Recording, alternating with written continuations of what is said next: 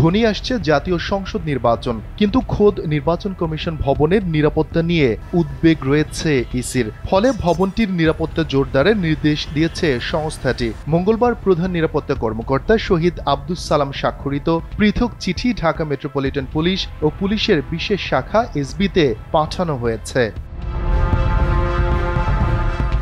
ওই চিঠিতে বলা হয়, গেল শনিবার রাত 11:10 দিকে কিছু দুষ্কৃতিকারী নির্বাচন ভবনের সামনে ককটেল বিস্ফোরণ ঘটায়। এই ঘটনায় ভবনটির নিরাপত্তার ঝুঁকি নিয়ে উদ্বেগ প্রকাশ করেছে নির্বাচন কমিশন।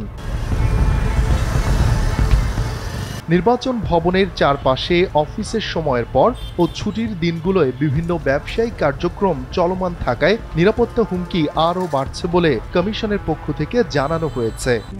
RICL TMX, যুগের পর যুগ স্থাপনা থাকে মজবুত। এই অবস্থায় ভবনের আশপাশের ব্যবসায়িক কার্যক্রম সন্ধ্যা থেকে মধ্যরাত পর্যন্ত বন্ধ রাখা এবং পুলিশ টহল বাড়ানোর প্রয়োজনীয় ব্যবস্থা নেয়ার নির্দেশনা দেয়া হয়। ওই চিঠিতে আরও বলা হয়, আসন্ন ত্রয়োদশ জাতীয় সংসদ নির্বাচনকে অগ্রাধিকার বিবেচনায় জরুরি ভিত্তিতে পর্যাপ্ত পুলিশ সদস্য মোতায়েন করে সার্বক্ষণিক নিরাপত্তা নিশ্চিত করতে সংশ্লিষ্ট কর্তৃপক্ষকে অনুরোধ করা হয়েছে। শফিকুল ইসলাম শান্ত, NPB।